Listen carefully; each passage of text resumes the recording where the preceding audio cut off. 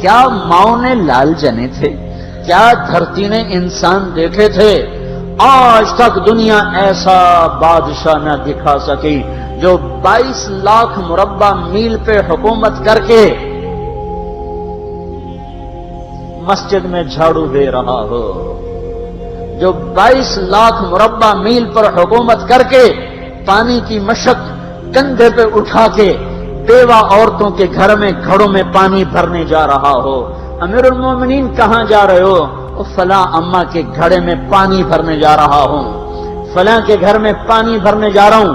22 لاکھ مربع میل پہ حکومت کر کے دھرتی نے ایسا بادشاہ نہیں دیکھا جو اونٹ چراتا پھر رہا ہو، اور جو بیت المال کا اونٹ گم ہوا چولے کو باندھا اور دوڑ لگائی، آگے احنف بن قیس ملے، ارے کہاں جا رہے ہو امیر المومنین؟ کہ تو بھی آ جا، بیت المال کا اونٹ گم ہو گیا ہے، مل کے تلاش کریں۔ پتہ نہیں کتنے مسلمانوں کا اس میں حصہ ہے۔ دھرتی ایسا بادشاہ نہ دکھا سکے گی، نہ دکھا سکے گی، کوئی ایسا آیا ہی نہیں ہے کہ جو اتنی بڑی سلطنت کا مالک ہو اور کیکر کے درخت کے نیچے بغیر پیروں کے سو رہا ہو۔ یہ ہمارے چھوٹے چھوٹے حکمران، ووٹوں کے ذریعے سے کرسیوں پر بیٹھنے والے، ان بے وقوفوں کے آگے بھی پہرے، پیچھے بھی پہرے، دائیں بھی پہرے، بائیں بھی پہرے، اوپر بھی پہرے، ان کی گاڑیاں بھی بلٹ پروف، یہ پھر بھی ڈرتے ڈرتے جا رہے کہ انہوں نے ظلم کیا، یہ اپنی ذات میں خوف زدہ ہو گئے۔ عمر نے اپنے نام کے ساتھ فاروق کا لقب آپ نے کہا عمر فرق بین الحق والباطل، عمر وہ عمر ہے جس نے حق اور باطل میں فرق کر کے دکھا دیا، اس لیے یہ فاروق ہے، اس نے حق اور باطل میں فرق کر کے دکھایا، یہ فاروق ہے۔ حسن بصری فرمایا کرتے تھے اپنی محفلوں کو عمر کے ذکر سے سجاؤ۔ حضرت عائشہ فرمایا کرتی تھیں عمر کے تذکرے کیا کرو، کہ جب عمر کا تذکرہ ہوتا ہے تو عدل کا تذکرہ ہوتا ہے، جب عدل کا تذکرہ ہوتا ہے تو اللہ کا تذکرہ ہوتا ہے۔ یہ ہم عائشہ رضی اللہ تعالیٰ عنہا فرمایا کرتی تھیں اتنے بڑی سلطنت پر حکومت کرنے کے بعد اللہ کی راہ میں جانے والے مجاہدین کے گھر گیا کھڑا ہوا ہے، دروازے پہ دستک دے رہا ہے، بیٹی کوئی بازار سے سودا لینا ہو تو مجھے بتاؤ، تیرے گھر والا تو اللہ کی راہ میں ہے، میں تمہارے گھر کا سودا لے آؤں، کیا کیا چیز چاہیے؟ تم نے اپنے خامند کو خط لکھنا ہوگا، تم تو لکھنا نہیں جانتی، مجھے بتاؤ میں تیرے خامند کو تیری طرف سے خط لکھوں۔ اما تیرا بیٹا اللہ کی راہ میں گیا ہوا ہے، مجھے بتا میں تیرے بیٹے کے نام تیری طرف سے خط لکھوں۔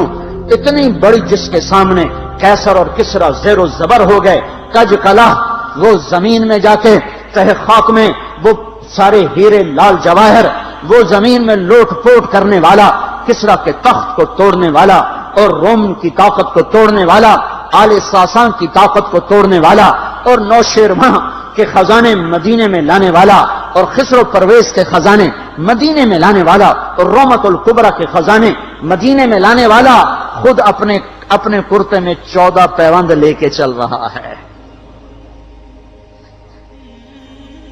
14 پیوند کے ساتھ کرتا ہے، مہینے میں 1 دن گوشت کھاتے تھے، وہ روٹی کھاتے تھے کہ عام آدمی حلق کے نیچے نہیں لے جا سکتا تھا۔ ہے سال کی ابتدا اس شخص کی شہادت سے ہوتی ہے جس کو اللہ نے وہ عزت دی۔ آپ نے کہا میرے 2 وزیر آسمان میں، 2 وزیر زمین میں، آسمان پہ جبریل اور میکائیل میرے وزیر ہیں، زمین پر ابو بکر اور عمر میرے وزیر ہیں۔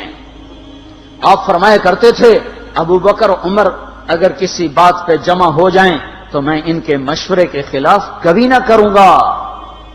ابو بکر تیری مثال ابراہیم کی ہے، عمر تیری مثال نوح علیہ السلام کی ہے، ابو بکر تیری مثال عیسیٰ علیہ السلام کی ہے، عمر تیری مثال موسیٰ علیہ السلام کی ہے۔ آپ مسجد میں آئے، آپ کے دائیں طرف ابو بکر تھے، بائیں طرف عمر تھے، آپ اندر آئے اور کہا دیکھو اسی طرح قیامت کے دن ہم اٹھیں گے کہ میرے دائیں طرف ابو بکر ہوگا، میرے بائیں طرف عمر ہوگا اور ہم ہاتھوں میں ہاتھ دیے ہوئے اٹھائے جائیں گے۔ اور ایک حدیث میں آتا ہے اور میرے قدموں سے بلال کو اٹھایا جائے گا، جو نکلتے ہی اذان دے گا جس کے اسلام لانے نے اسلام کو اونچا کیا، جس کے اسلام لانے نے باطل کو پست کیا، جن راہوں سے عمر گزر جائے شیطان وہ راہیں چھوڑ دیتا تھا۔ عرفات کا میدان تھا، 1.25 لاکھ مقدس ہستیاں سامنے ہیں۔ میرے نبی نے فرمایا اس وقت میرا اللہ میرے سب صحابہ پہ فخر کر رہا ہے اور عمر بن خطاب پہ خاص طور پہ فخر کر رہا ہے، خاص طور پہ فخر ہو رہا ہے، عمر بن خطاب پہ خاص طور پہ فخر ہو رہا ہے۔ میرے بعد کوئی نبی ہوتا عمر ہوتا۔ عمر، میں نے رات جنت میں محل دیکھا، ایک اینٹ موتی کی، ایک یاقوت کی، ایک زمرد کی۔ میں نے پوچھا یہ کس کا ہے؟ کہا گیا ایک قریشی کا ہے۔ میں کہا میں قریشی ہوں، اتنا خوبصورت محل ہے، میرا ہی ہوگا۔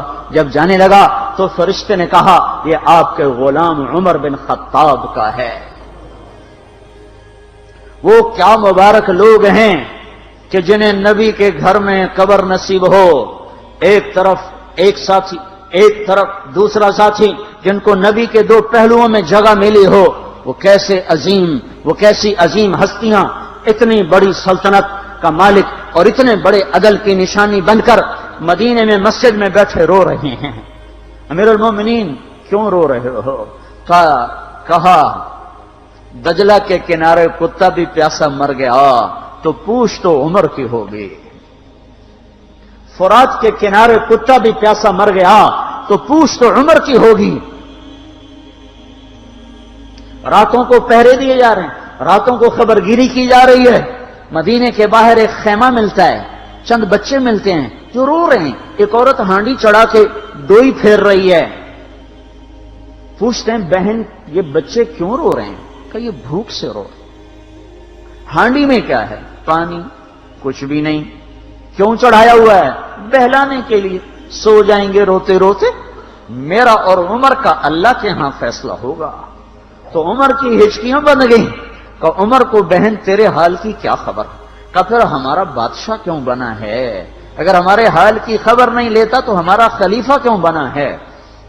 پر لگ گئے، بیت المال سے سامان نکالا، بوری بھری، سر پہ اٹھائی، کمر پہ اٹھائی۔ غلام اسلم نے کہا میں اٹھاؤں؟ کہ قیامت کے دن بھی میرا وزن تو اٹھائے گا۔ اسی طرح بھاگے ہوئے آئے، پنیر نکالا، آٹا نکالا، گھی نکالا، شہد نکالا، ڈال کے ہانڈی میں نیچے آگ، خود دھواں گیلی لکڑیوں میں پھونکے مار مار مار آگ جلائی، حلوہ تیار کیا، پھر پلیٹوں میں ڈال ڈال کے بچوں کو کھلایا۔ وہ عورت کہنے لگی کاش عمر کی بجائے تو خلیفہ ہوتا۔ تو یہ نہیں کہا کہ میں ہی عمر ہوں، میں ہی عمر ہوں۔ فرمایا جب کل تو امیر المومنین سے ملے گی تو مجھے بھی وہیں دیکھ لے گی، مجھے بھی وہیں پا لے گی۔ پھر وہاں بیٹھ کے دیکھتے رہے، اٹھ کے چل دیے۔ بچے ہنسنے لگے، کھیلنے لگے تو اپنے غلام سے فرمایا میں نے انہیں روتا دیکھا تھا، میرا جی چاہا میں انہیں ہنستا بھی دیکھوں۔ 22 لاکھ مربع میل پہ اسلام پھیلا کر حکومت اس سے بھی بڑے علاقے میں لوگوں نے کی۔ چنگیز نے اس سے زیادہ فتوحات کی، محمود غزنوی نے اس سے زیادہ کی، سکندر تیمور نے اس سے زیادہ کی۔ پر فتوحات کر کے یوں خدمت کر رہا ہو، پانی بھر رہا ہو، اونٹ چرا رہا ہو، امامت کرا رہا ہو، 14 پیوند لگے کپڑوں کے ساتھ خلافت کے تخت پر بیٹھا ہوا ہو، یہ دھرتی میں پھر کوئی نہیں آئے گا۔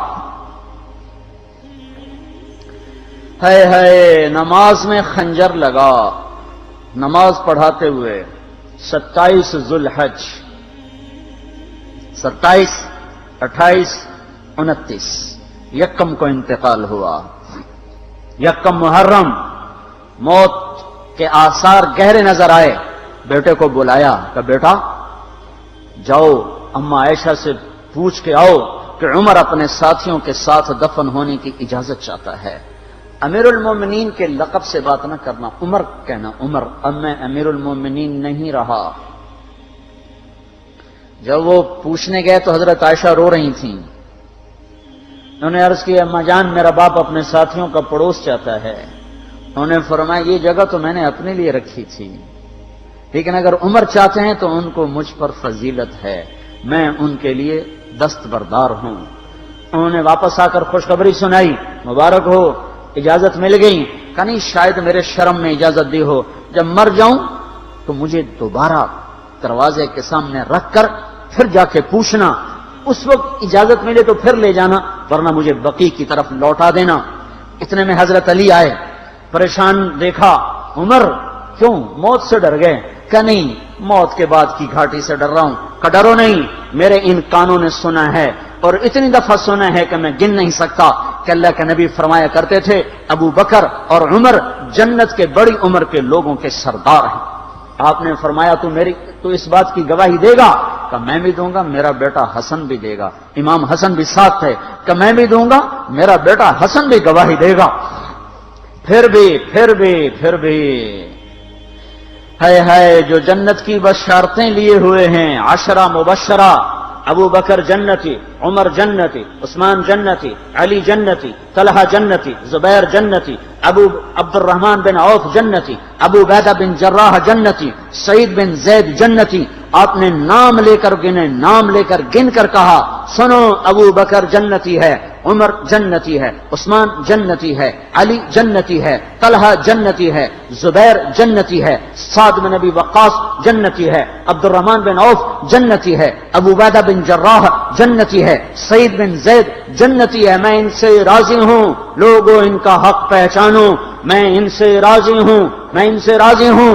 پھر آپ نے فرمایا اگر تم نے ان کے بارے میں کسی ایک کے بارے میں بھی دل میں بغض لے کر مر گئے، اور تم نے اتنی بندگی کی تھی کہ سوکھ کے کانٹا ہو گئے تھے، روزے اتنے رکھے تھے کہ پیٹ کمر کو لگ گیا تھا، سجدے اتنے کیے تھے کہ تمہارے ماتھے اور گھٹنوں پر پتھروں جیسے نشان پڑ گئے تھے، اتنا کچھ کر کے ان 10 میں سے کسی ایک کا بغض لے کر اگر تم مر گئے تو اللہ تمہیں منہ کے بل جہنم میں گرا دے گا۔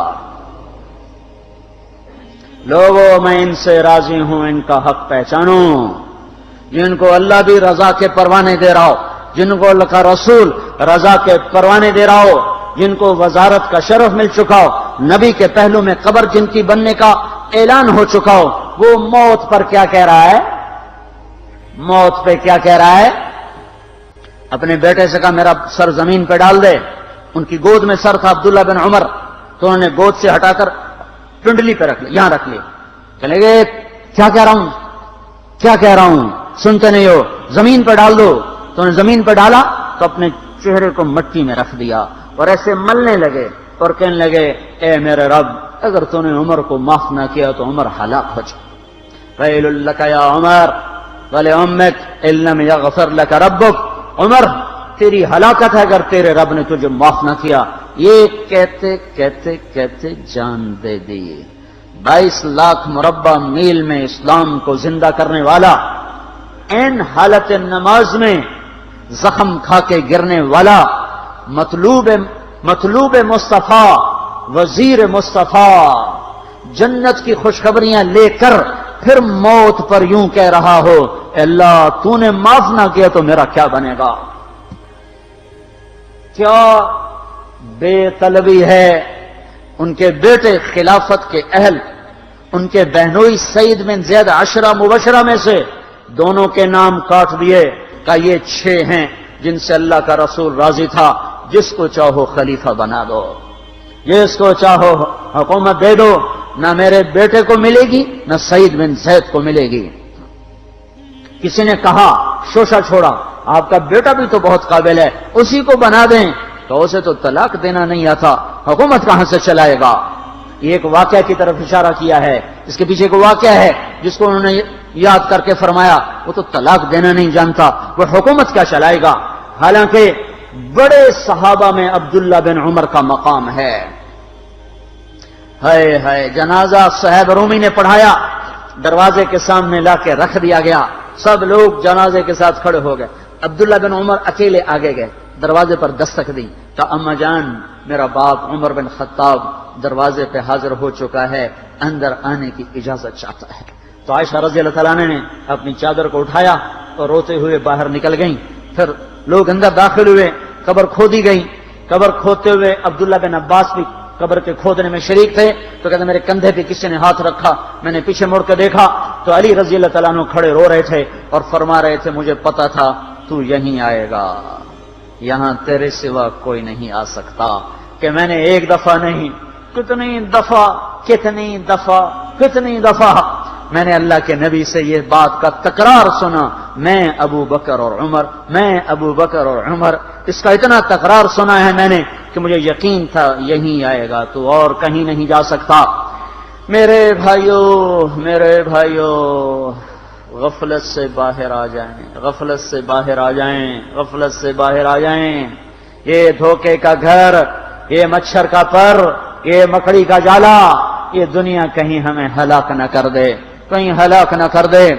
ان لوگوں کو سامنے رکھ کے زندگی گزارو جنہوں نے اللہ کو راضی کیا، اس کے رسول کو راضی کیا، کلمہ حق کو بلند کیا، خیر کے ذریعہ بنے، شر کے مٹانے والے بنے، اور دنیا میں مرنے کے بعد بھی ان کے تذکرے ہدایت کا سامان بنے، ان کے تذکرے روشنی کا مینار بنے۔ ان کے پیچھے چلو، مغرب کے اندھیروں کی طرف مت دوڑو، وہاں تو سورج بھی ڈوب جاتا ہے، مغرب میں تو سورج بھی ڈوب جاتا ہے، اور تمہیں پکار کے کہتا ہے مغرب کی طرف نہ آنا، ادھر اندھیرا ہے، میں یہاں گم ہو گیا، تم کون سا سراغ آئے ہو؟ دوڑو اللہ اس کے رسول کی پاک زندگی کی طرف، اس کے پاک صحابہ کی زندگی کی طرف، جن کو اللہ نے مرنے سے پہلے جنت ہاتھ میں دے دی، جنت کی بشارت دے دی۔